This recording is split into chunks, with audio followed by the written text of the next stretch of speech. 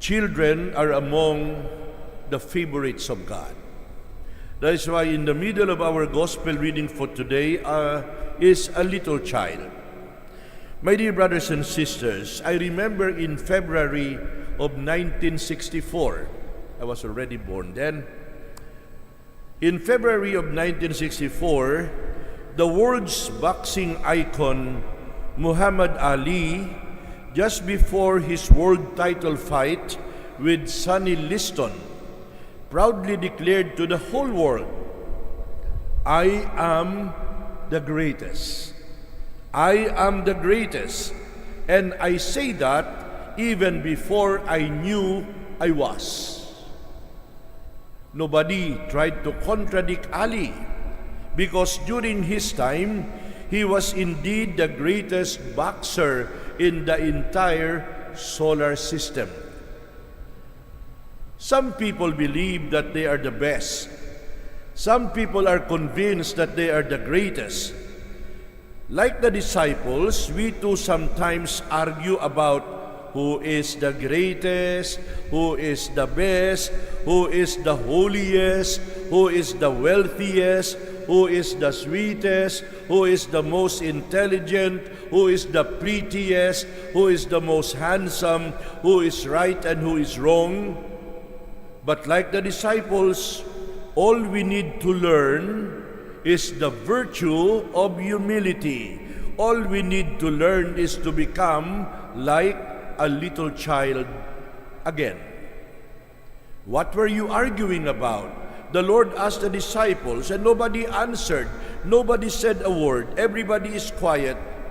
The apostles respond in silence because it was the silence of shame. It was the silence of embarrassment because they were arguing as to who among them was the best, who among them was the greatest.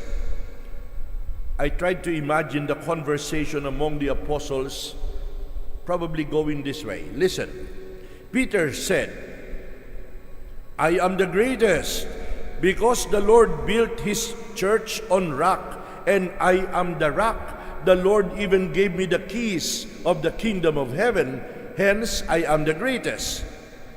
But Philip and Andrew would not want to be outdone and said, We are the Lord's most reliable consultants because God consulted us, the Lord consulted us before He fed the 5,000. But John said he was the greatest because he is called John the Beloved.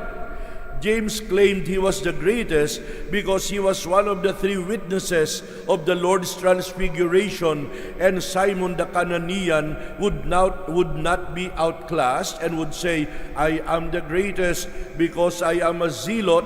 I am the most ideologically close to Jesus."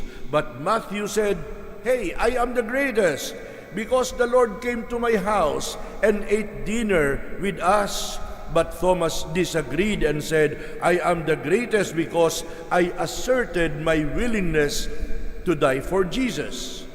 And then it was the turn of Judas Iscariot.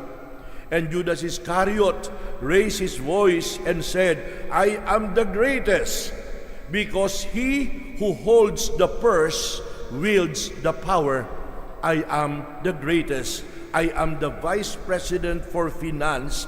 I am the treasurer of the 12.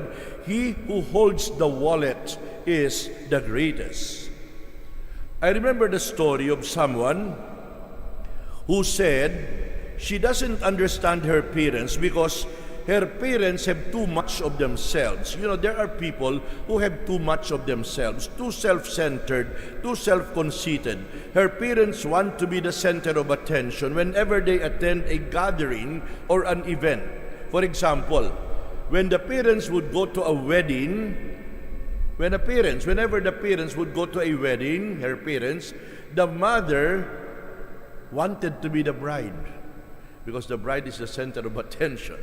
Whenever they go to a wake, attending a funeral, because they want to be the center of attention, the father wants to be the corpse inside the coffin. because the corpse inside the coffin is the center of attention during a funeral. According to the psychologist Carl Jung, the human personality is driven by two energies. And what are these two energies? In Latin, and there are many seminarians who are Latin experts, in Latin it is called senex. Senex, meaning the old man and senior. And puer aeternis, the eternal child or the eternal boy, the child. What is the difference? The senior is wiser. The senior is more prudent. The senior is more calculating. The senior is always looking before leaping, and so he ends up often not leaping at all. The child is more adventurous. The child is more playful. The child is prone to making mistakes and taking more chances. The senior is more persevering and security conscious. The child is more easygoing and more prepared to change and to let go. The senior is geared towards competition, power, ambition, self-advertisement, and success. But the child is more attuned to play, cooperation, and celebration. The senior is more responsible. The child is more lighthearted. And when we look at the disciples in the gospel today, we will notice that they are acting from a senior energy overdrive. The line of thinking of the followers of Jesus is to be the number one, to be the superstar, to be the megastar, outshine everybody, outclass everybody, outdo everybody, outperform and overtake everybody. Be on top of everybody else. Be the bride, not just the bridesmaid. Be the president and not just a spare tire.